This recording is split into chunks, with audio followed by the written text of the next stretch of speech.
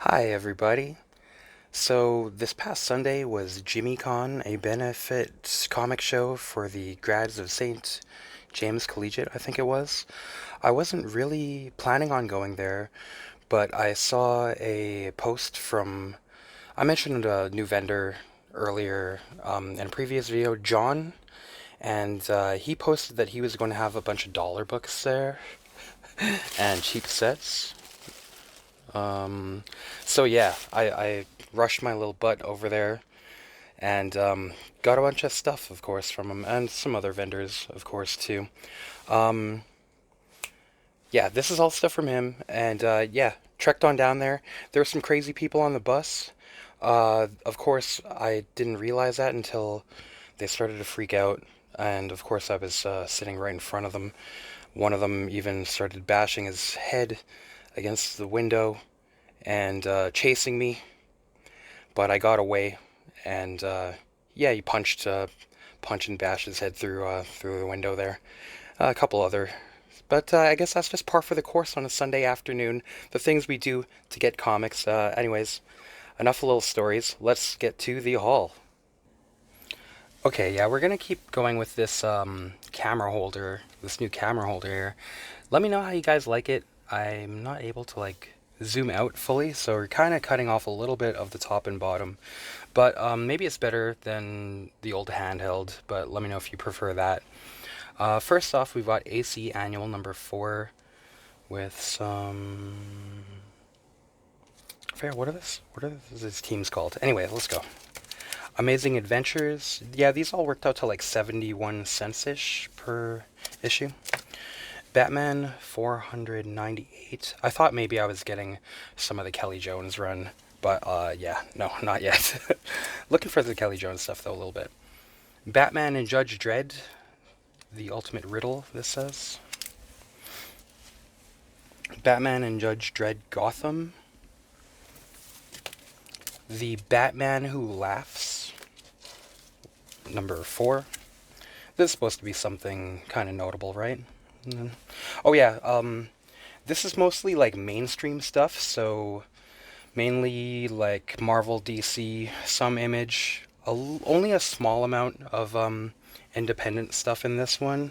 So I'm kind of taking chances on some mainstream stuff. We'll see if we get bit, but this is about the only time I'll try stuff when it's like this cheap, right?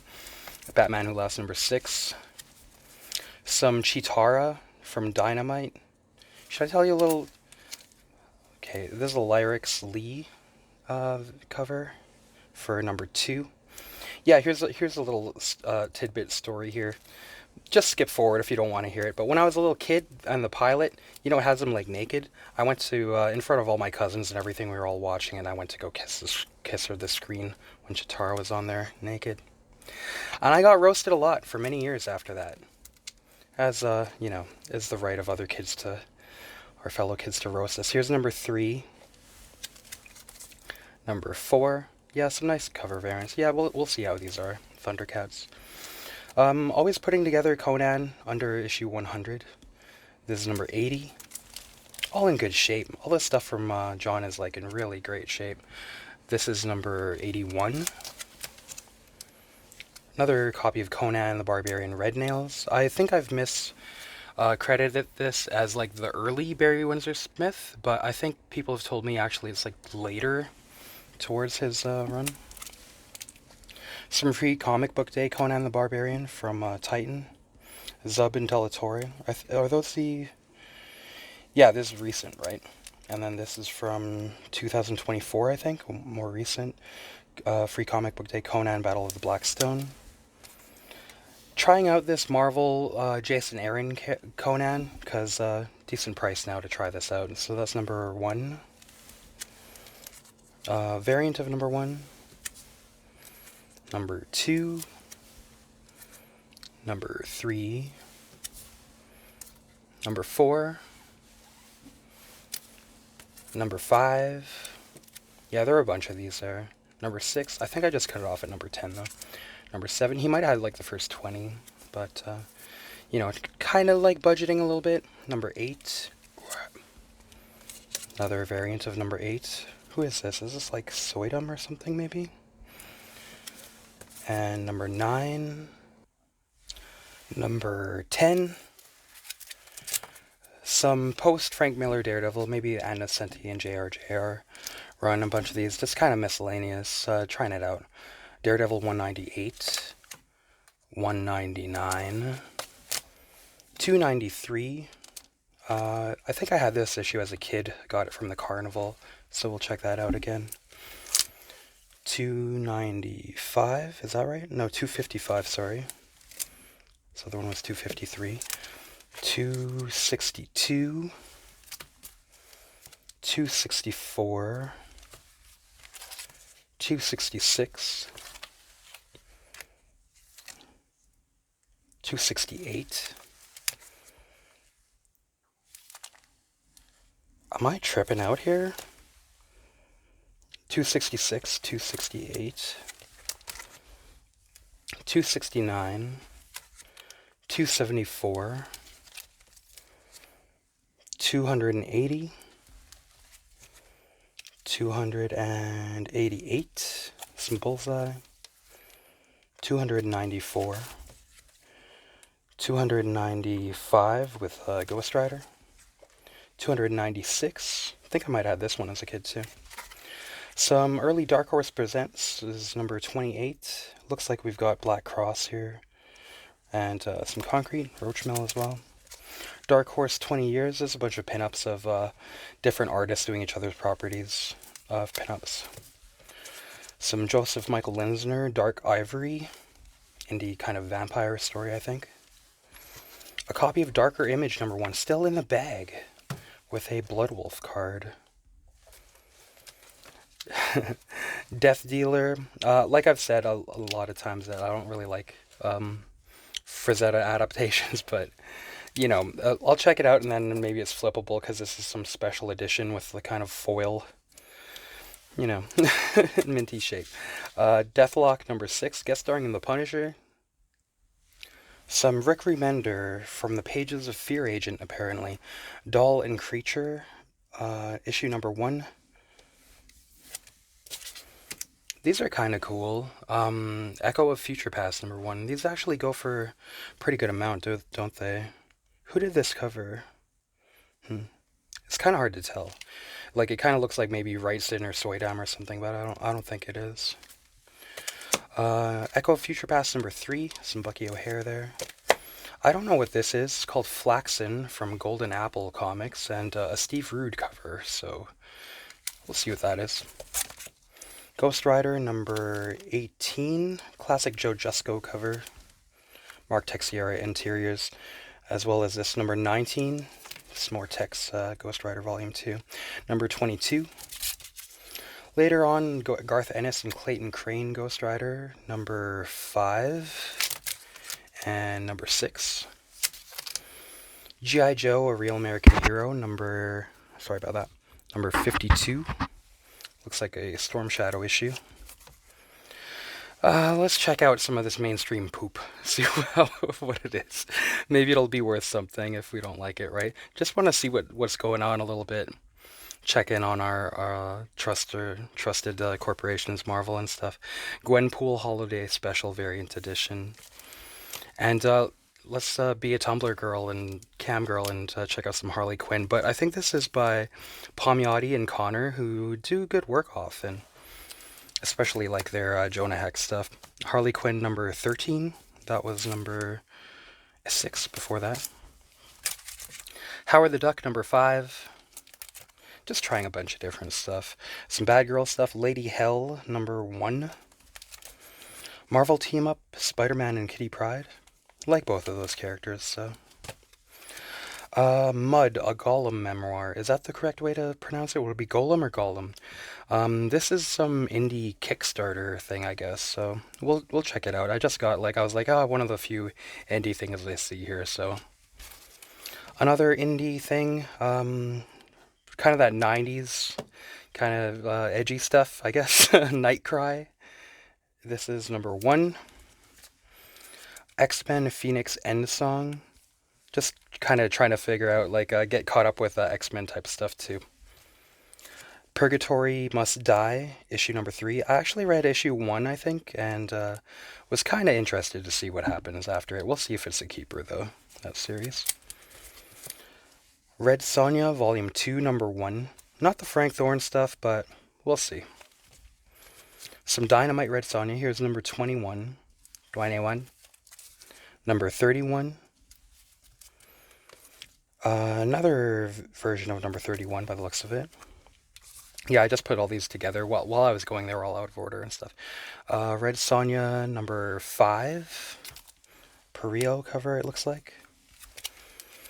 Here's one by Paul Chadwick of Concrete. These look pretty good, but I haven't checked it out with the 3D glasses on. But yeah, 3D comics by Paul Chadwick. It looks to be kind of like jungly, almost Tarzanish kind of stuff, but with a female lead. Salimba, this is called. This is issue 2 of 2, so there's 2 of those. Extra copy of that. Extra copy of The Shadow, number 1 and number 2 of 2 by Kaluta and Goss. The film adaptation. There's number 2 there. Some She-Hulk, volume 1. Savage She-Hulk, number 3. And these are all in really good shape. Haven't really, I think I've only seen like the John Byrne She-Hulk very much. Only like 1 or 2 issues of these have I ever read. Number 19 of Savage She-Hulk. Some William Tucci. We'll see how this all holds up, right? That's She, the series, number 4. And She, I think this is volume 1, number 6. Looks like some Tomo there. Sin City, Hell and Back, number 3. Revisiting this. Sin City, Hell and Back, number 4. And yeah, we'll stop once in a while to look at interiors and stuff, but we'll keep it moving when not remarking on anything too crazy or whatever. Sin City, Hell and Back, number 5. Number 6. Sonja Versal, number 6. This looks to be another Perio cover. Some Spectacular Spider-Man, number 31. I guess this is Mooney. James Mooney, is it? Yeah, just why not? Number 181 of Spectacular Spider-Man. Jim Balance Tarot, Witch of the Black Rose. Let's see what this is about, shall we? Looks like she's tied up here.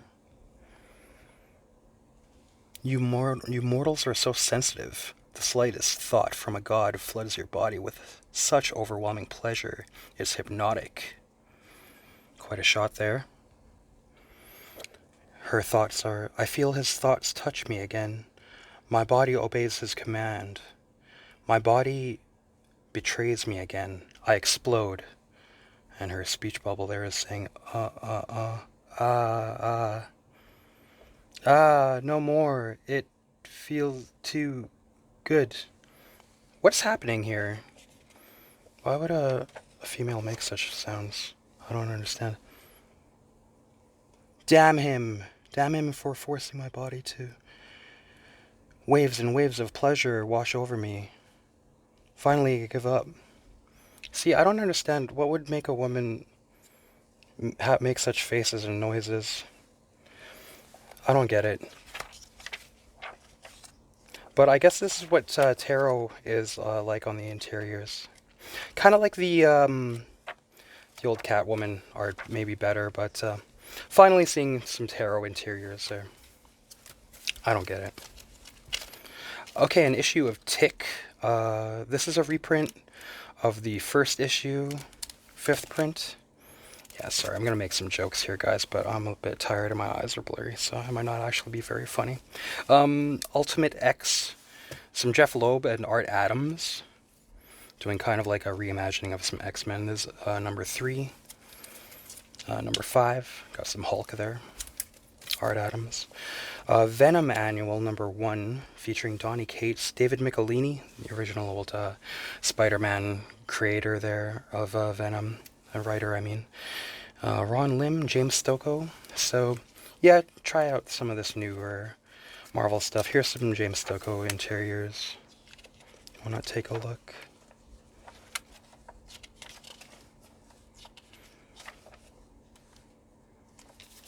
Okay, moving on. A bunch of issues of What If. Yeah, why not put a run of that together for about 71 cents an issue here. This is What If Volume 1, number 43. What if Conan were stranded in the 20th century? Bit of a Dirty Harry kind of look there. What if Elektra had lived? This is Frank Miller, script and art, but it's only like the first maybe 15 pages or so on this big old issue, but still kind of cool. And this is like quite minty shape. Probably VF, if not even near mint. So, if I don't want to keep it, I'm sure I could make a decent buck on it. Here is a What If special. What if Iron Man had been a traitor? That's What If special number 1, I believe. What If Volume 2, I think. This is number 3. What if Steve Rogers had refused to give up being Captain America? Number 5. What if Vision had destroyed the Avengers? Number 14. What if Captain Marvel had not died? Number 27. What if Namor had joined the Fantastic Four? That's interesting. I do like Namor in Fantastic Four. What if Captain America had led an army of super soldiers into World War II? Isn't this like a... this is like based on a memorial statue, right? But isn't it...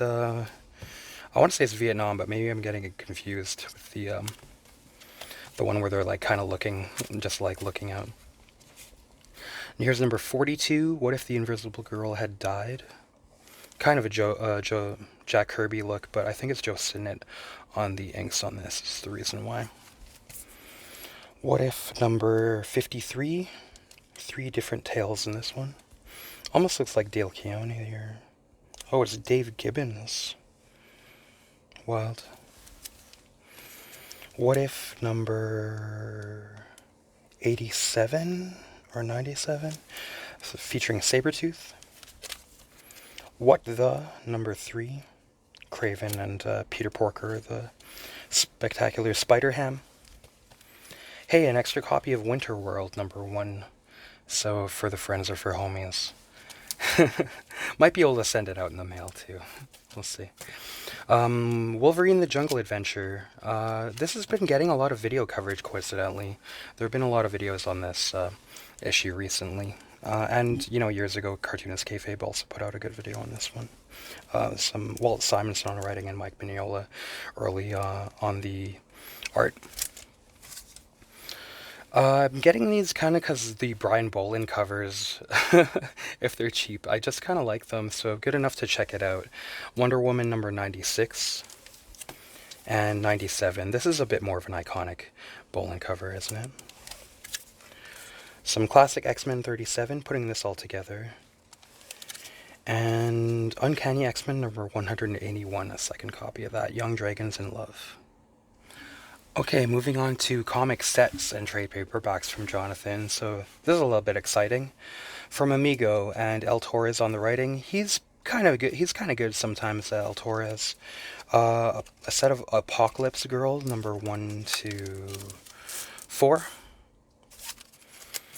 Okay, guys, introducing. If I haven't talked, I don't think I've talked about this series before, but this is my favorite Deadman series. In my opinion, the best Deadman series, so I'm gonna talk about and show this a little bit. This Deadman Exorcism by Mike Baron and Kelly Jones. And yeah, he's kind of going crazy at this point. The loneliness and despair are turning him a bit evil. So he's kind of starting to, rather than work for the powers of good and trying to balance the universe in favor of good, he's just kind of messing with people and tormenting them and actually making their lives a little bit hellish. So this couple here goes out to a church in the middle of nowhere that Deadman is just hanging out at, this old decrepit church. They're just out for kind of just travel and sightseeing and a bit of romance, of course. But Deadman, we see here, firstly possesses the woman, the wife, and she starts to say, "Did I ever tell you how many guys I balled before I met you?" This guy says, "What?" "I said, you limp dick piece of shit. Do you know how many guys I balled before I met you? Get the shit out of your ears." So yeah, there's mature readers. They don't, and I'm gonna show a couple of things of like, they don't make them like this anymore. This is a pretty singular story. He says, "What's wrong with you?" She smacks him. She starts undressing as while really taunting him, really messing with his head, and eventually he runs off. Dead Man.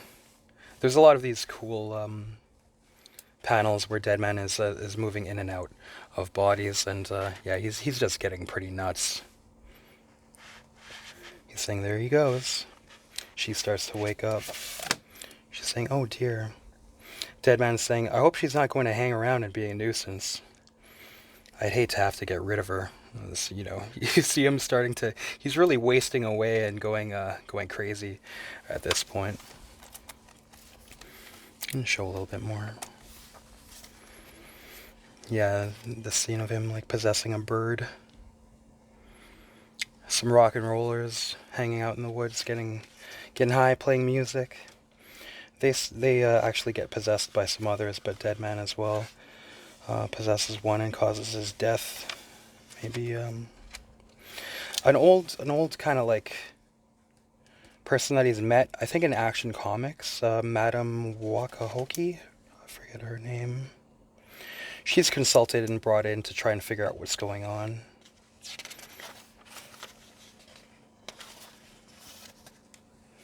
I like this panel here. She's saying, "This is a bad spot. I like it here. As to why I haunt poor Hugh, did you know his company represented the Ajax and Zeus circus?"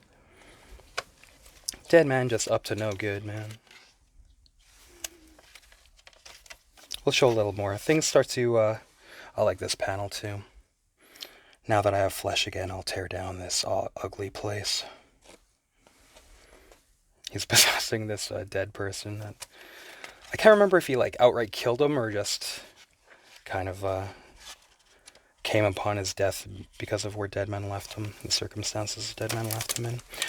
It's a two-part series. Here's part two. Maybe I'm not showing it very well because it's just been a long week, but I'm not getting any more rest. I'm not getting any more rest than now. Yeah, here's some stuff why, there's some controversy in here. They're not going to write stuff like this nowadays. Madam Wakahoki, a person of color, if you will. "Hello, Dead Man. What's that? Some dead bleep toenails? Some alligator bleep?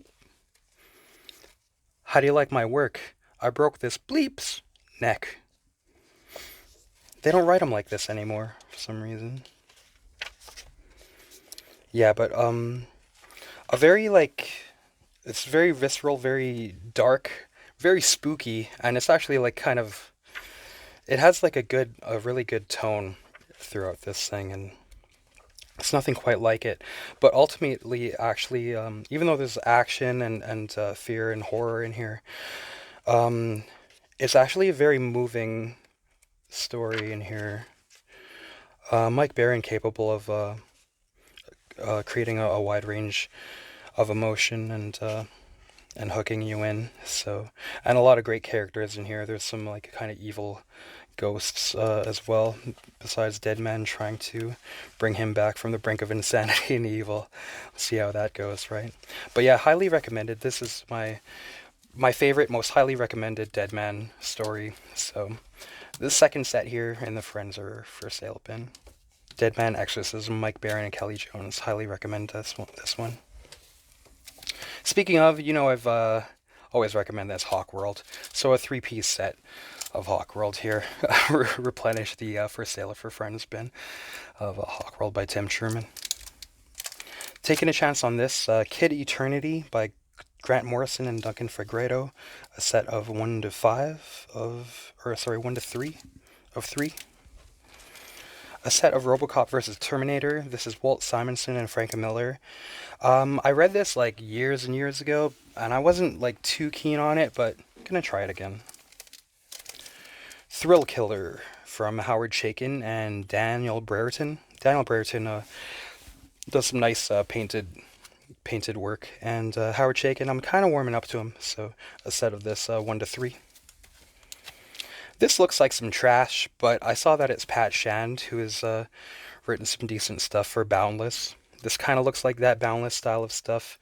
Xenoscope, who does all those like silly looking Grim Tales. I'm not familiar with them, but this is Barmaid, Volume 1 trade paperback.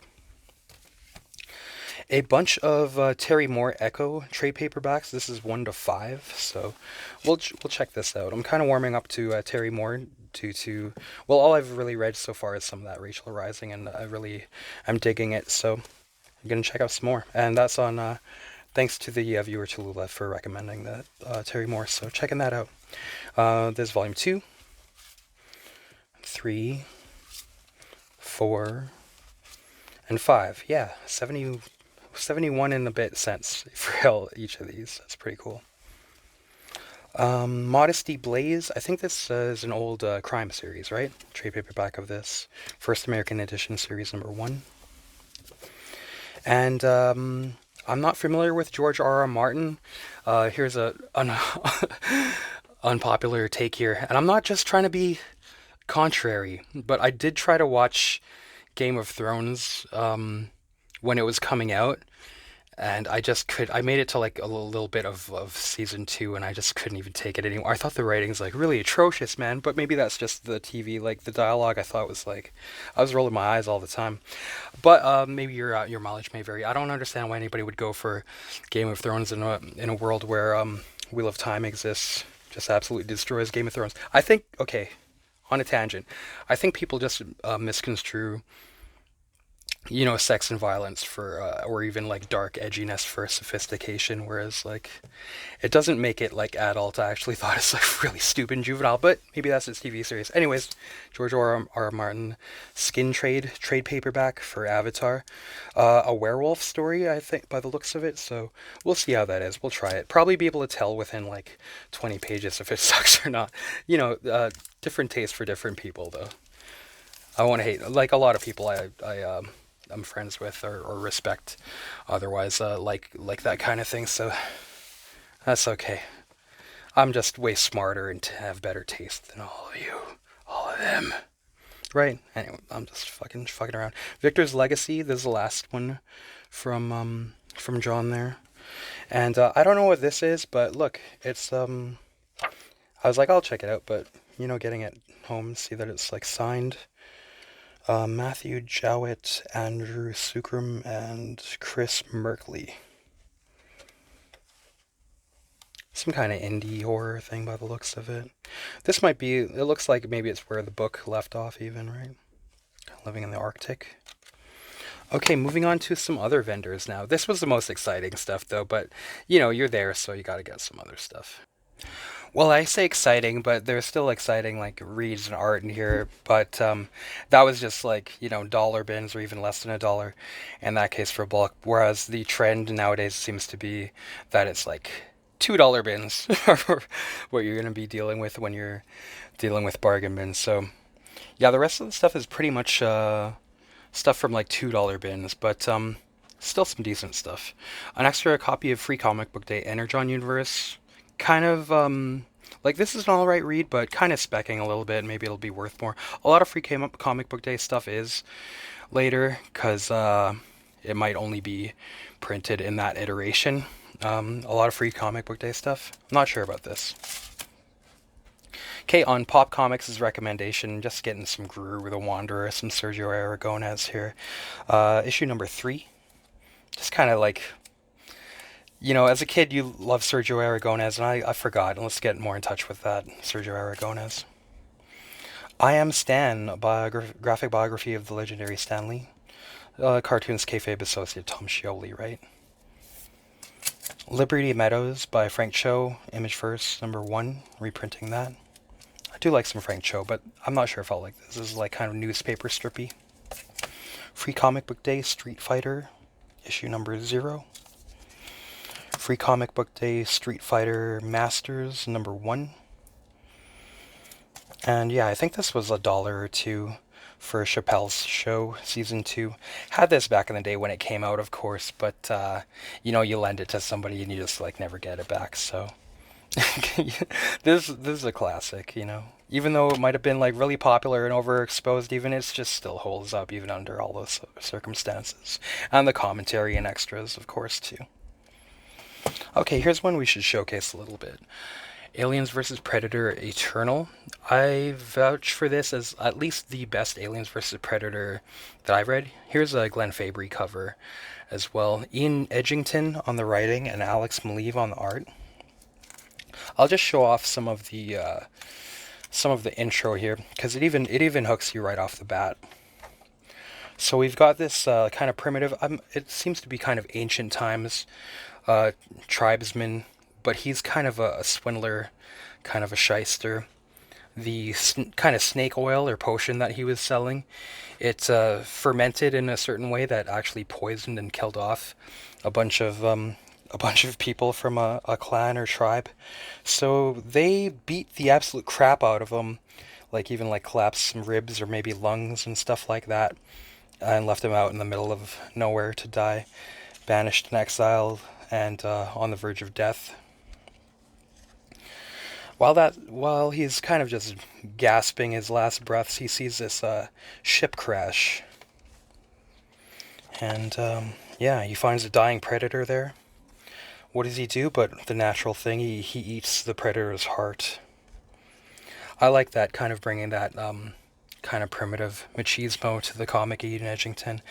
Cut to the present tense of this comic, which is kind of a future, and this tribesman is now immortal and leading a giant evil mega corporation. And I think it's some of his henchmen inform him that a similar ship is crashing. But yeah, this is a good one. This Aliens versus Predator Eternal. Vouch for this one.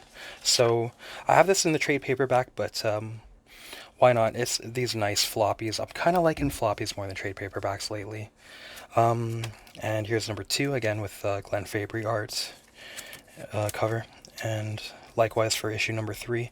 Missing number 4, the final issue, but yeah, good series. Alien vs. Predator Eternal.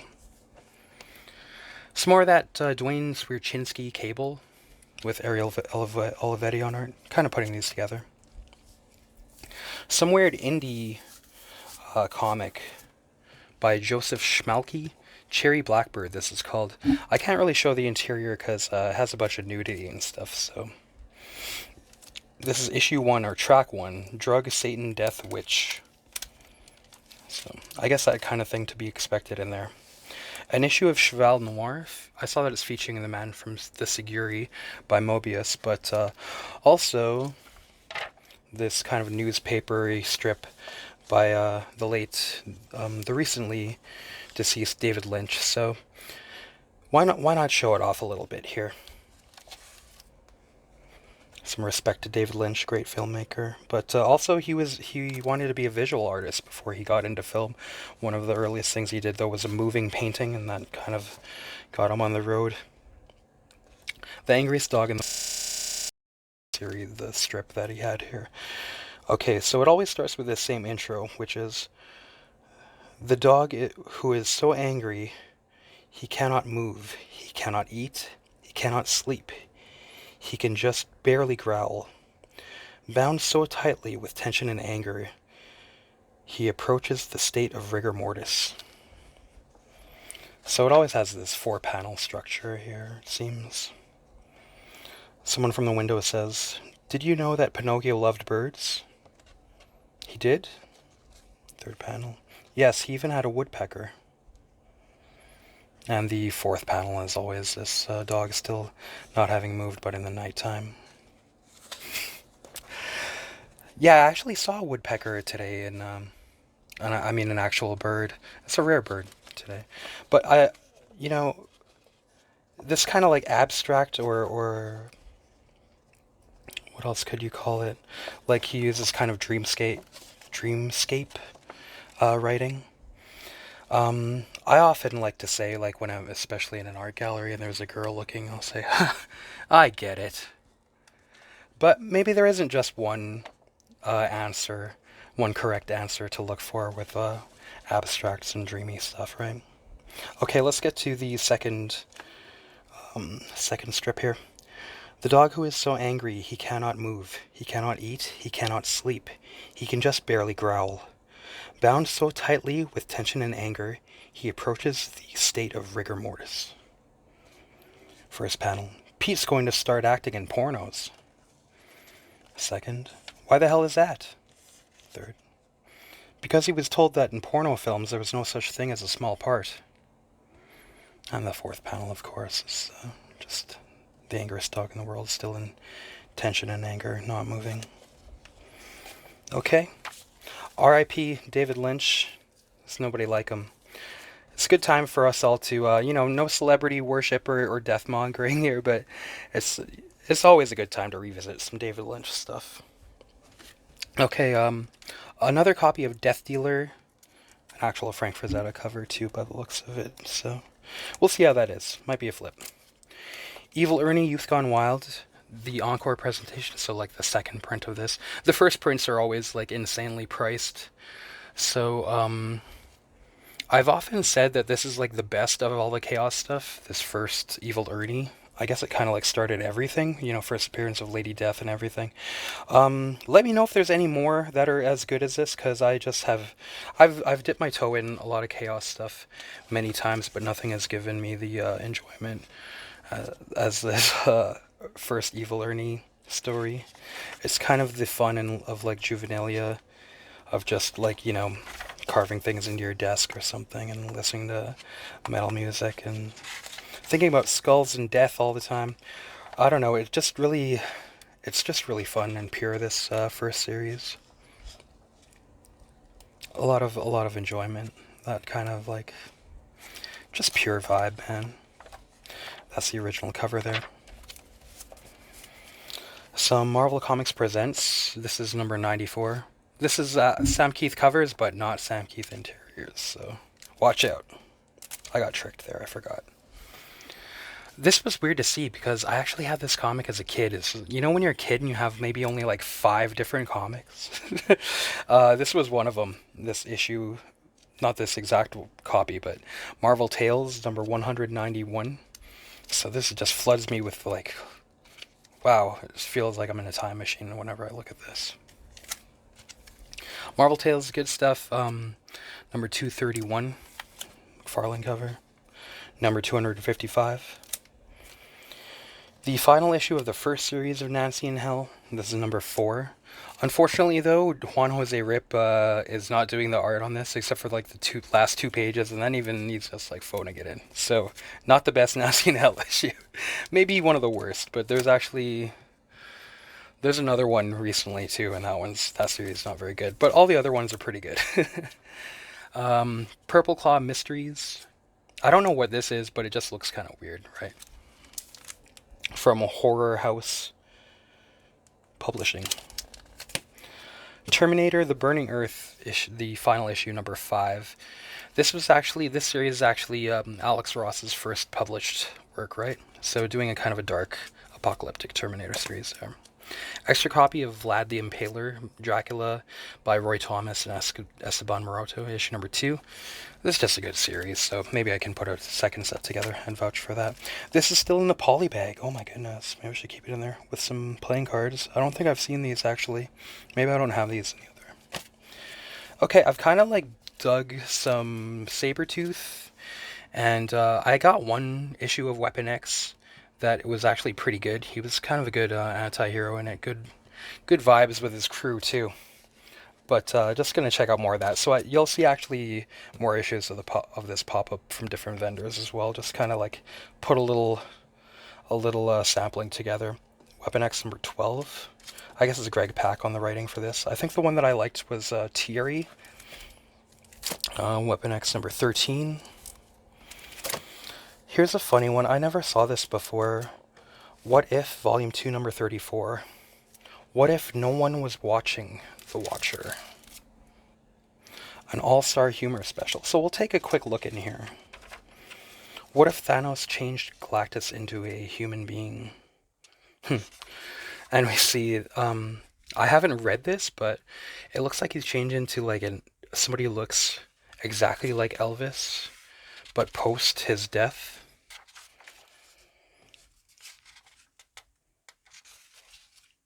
Can only imagine what leads us to the conclusion here.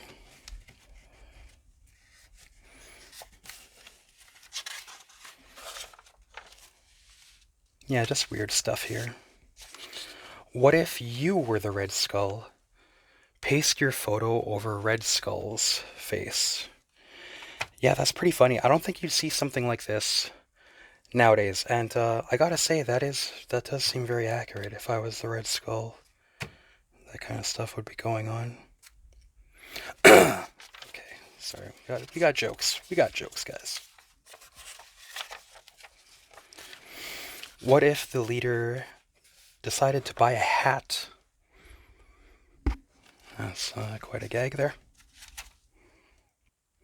Okay, continuing. Yeah, just hit up a lot of different vendors, bargain bins, which were the $2 bins. I did actually I was looking at a lot of more expensive stuff for keys too, but there wasn't actually anything I was like too into. There's only a couple like actual keys I'm really looking for myself. But anyhow, Aliens, I think this is volume 1 or volume 2 with the painted Denis Beauvais art. Nice copy of that. Putting together this Beta Ray Bill series by Daniel Warren Johnson and is it Mike Spicer? Spicer, anyway. So almost got a complete set of that. I know it's trendy to get Deadpool, but I saw that David and Maria Lapham, the husband and wife team, who do really well together, work on this. So I thought I'd check it out because I really like when they team up together. That's Deadpool Black and White and Blood #2. Check out some of this later Larry Hama G.I. Joe. The art looks pretty nice on this cover, and I saw that there was issue 250, so maybe a special issue. It feels kind of beefy or thick, so 250 and 247, as well as Dawn of the Arashikage clan. That's Snake Eyes and Storm Shadow's ninja clan, right? Putting this all together too, Marvel's Greatest Comics, reprinting the Jack Kirby stuff. I think it's, what is it, around 83 where it stops being Kirby. Moving on to the second dude. I'm sorry, guys. I'm so tired. It's Buscema, right? After. But yeah, getting all that. A friend of mine recently mentioned he'd like to put Preacher together, and I'm seeing a lot of Preacher issues, like basically past issue 15 or so, or the first appearance of Star. Maybe it seems like they stopped being keys and they're just like all in like $2 bins a lot. So putting together a set from there seems like a doable thing. This is number 17. Another copy of Preacher One Man's War Special, Garth Ennis and Peter Schneeberg, the Hair Star origin story. A pretty good one. Teenage Mutant Ninja Turtles from IDW, number 150. Maybe check these out in a special issue. It might be a good place to dip a toe in and see how good this IDW stuff is. As I said before, checking out some of this Weapon X's. Weapon X number 11. Okay, next vendor. Oh yeah, I think he was doing 6 books for $10, right? So got a decent deal here. Yeah, especially with this, because this is actually worth a decent bundle here. This Alice Cooper, The Last Temptation, Neil Gaiman, and Michael Zulli. I guess maybe Neil Gaiman stuff is crashing, value-wise. There's only one thing I have to say to Neil Gaiman. Stop stealing my moves. But this has some nice Michael Zulli art in it. I have read this before, and it didn't, like, even though I love Alice Cooper and the lead character is Steven, the reference to the Welcome to My Nightmare album. Yeah, I remember when I read it, I was just kind of like, whatever. I'd rather just listen to Alice Cooper. But, yeah, I remember I actually listened to some of that stuff a lot of times when I had my wisdom teeth out. Just living in that Welcome to My Nightmare album for a little bit of time while time was all warped. And a similar story here. But yeah, the Michael Zulli art's pretty nice. And yeah, this is worth something too, so odd to find in a bargain bin. It seems like all the Alice Cooper comics are worth something. Okay, Concrete Hero Special. Just always checking out Concrete lately. Dark Horse Presents number 57. Just always collecting these Sin City Dark Horse Presents, but kind of any Dark Horse Presents if the price is right. It's always nice to find Dawn, it seems, in bargain bins. This is Dawn issue number 4. Because these are worth something as well. I mean, it's kind of an anthology series, so they can be a little bit hit or miss, but always nice art, for one thing. As a matter of fact, let's show a little bit, I feel. Yeah, because we're all familiar with his recent, like, kind of cover art, but he's actually a pretty good comic artist here. Here's some 2-page splash pages. And yeah, he's not bad at... I mean, it's a shame that a lot of cover art is just, you just paint people just kind of standing around with not a lot of storytelling going on or anything, but easy money and good money, and probably fun to draw and paint that stuff, but more of a fan of this stuff. Let's ogle some Dawn here while we can. That's a nice costume design as well. You can see that this pattern is actually a bunch of skulls. Damn, girl. Always like some wild costume design and stuff. And of course, this looks really hot. We'll ogle some more. Dawn number 6.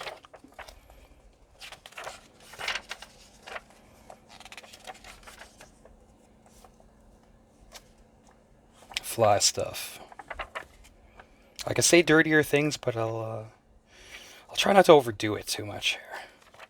Yeah, but yeah, it's pretty capable, and it's nice to see him draw or paint like skulls and stuff.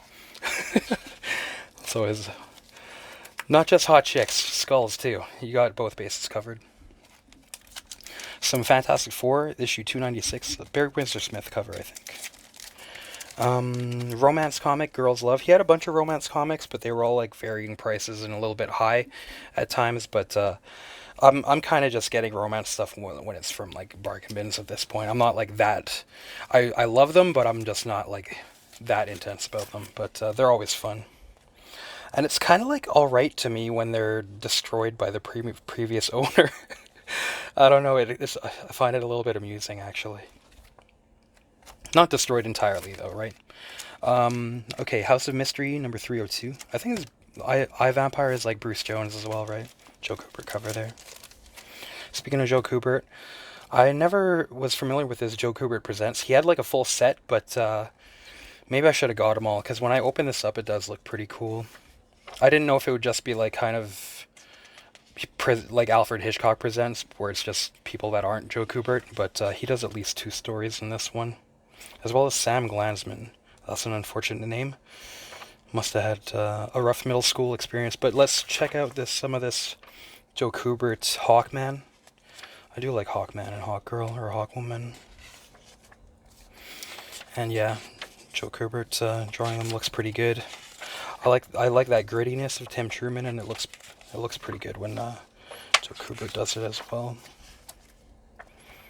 Maybe some of that popular environmentalism, or maybe these are like poached elephants and stuff, kind of timely of a certain time in like the 80s or very early 90s, maybe. Yeah, I do like Joe Kubert. Maybe we'll see how this reads, and maybe we'll check out more. And some others in here too.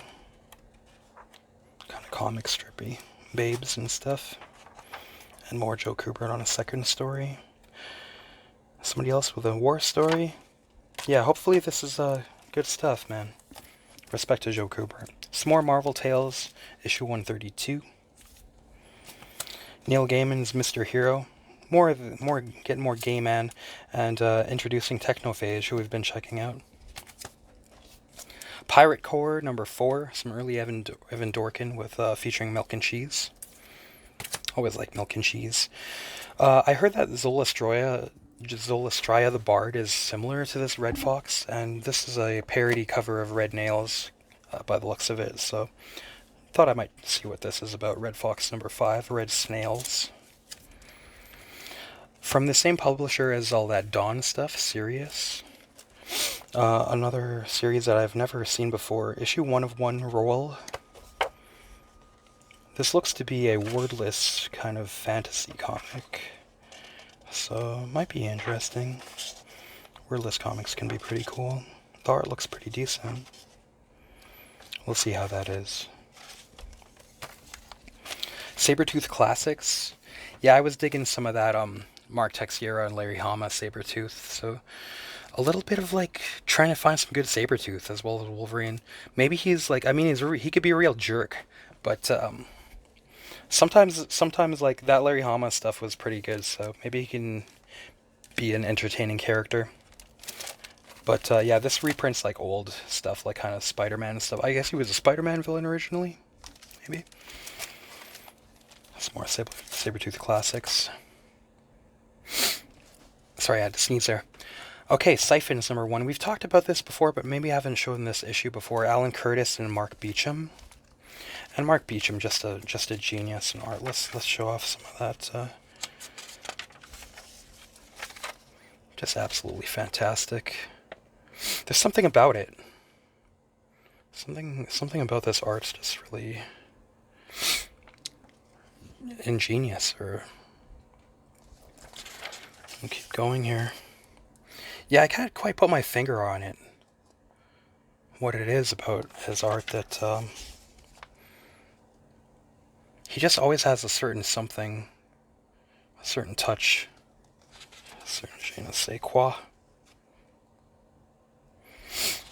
Just fantastic.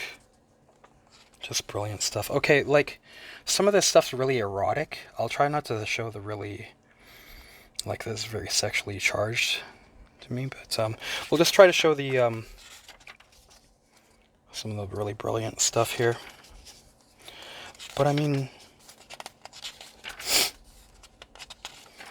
it takes me on like all kinds of emotions though, not just the erotic. I mean, it like makes me feel like a lot of like anger,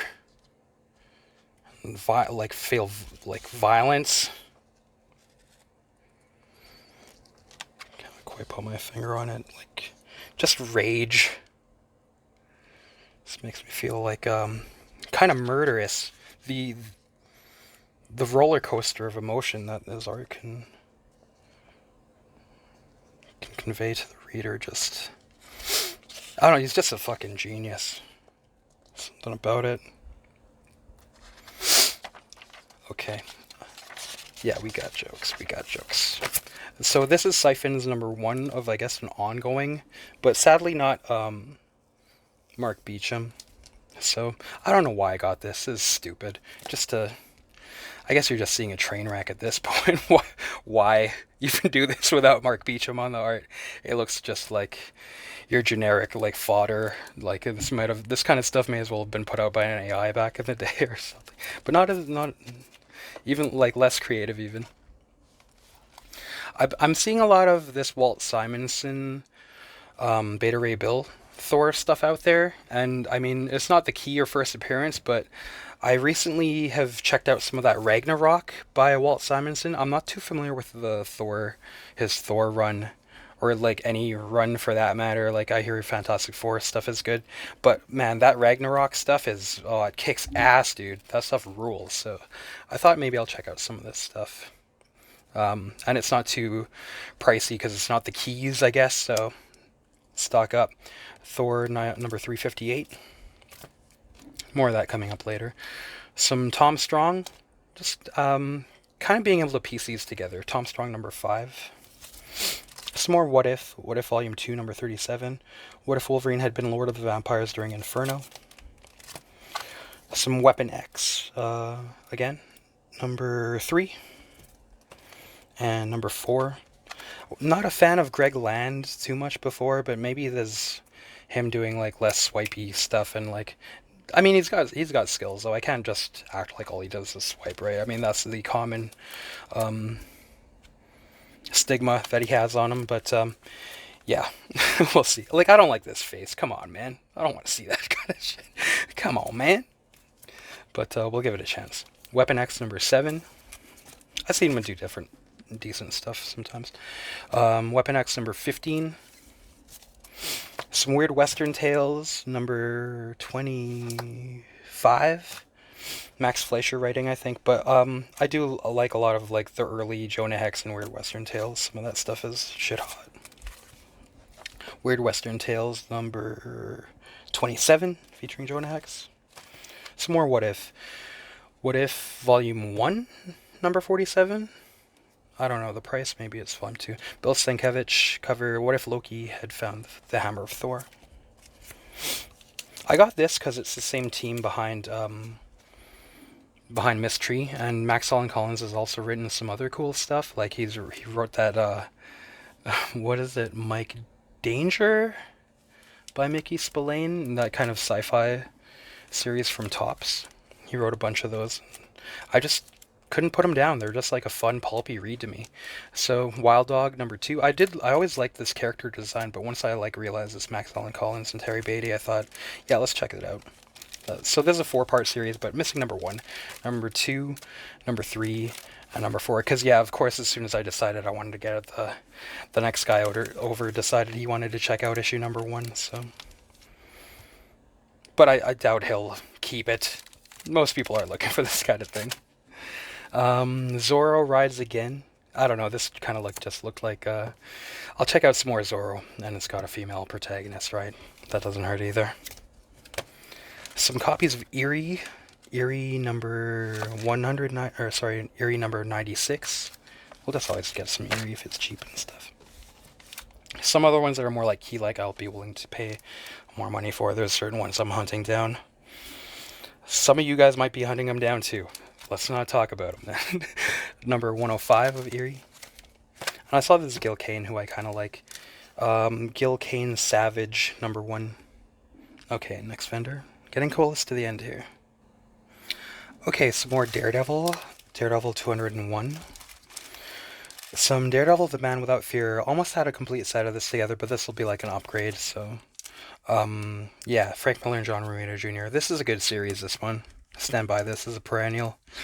You can like reread this and stuff a bunch of times. It's just really good. I think did they kind of base the Netflix show on this a lot? That was really well done. To go on a tangent here, you gotta say that I like how they're able to like make different tones for these shows, and also the fight choreography is like really good, especially for Daredevil. I like how they're able to give these different Marvel characters even different fighting styles. Like, that's well done. I didn't really like the Punisher portrayal though, because he's kind of like too psychotic and emotional, and also like with his intro when he shot up the hospital, that really turned me off a lot when it was coming out. I was like, he would never do that. He'd never want to endanger innocent lives, no matter how careful he's being. Like, that's pretty silly. But anyways, tangents away. That show's pretty good, right? But this is yeah, that stuff was like mainly based on, or that Daredevil first season or so ish, kind of. Like, because mainly Daredevil, Stick, and Elektra in this. Daredevil, The Man Without Fear, number 1, number 2, number 3, number 4, and number 5. An extra copy of Ghost, number 1, because I kind of like this Adam Hughes interiors.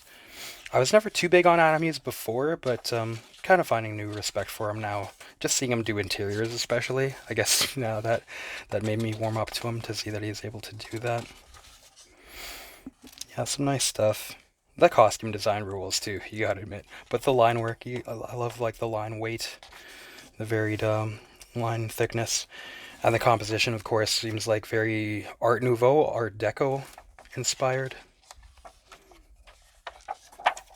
See more of that here, of course, in this iconic piece.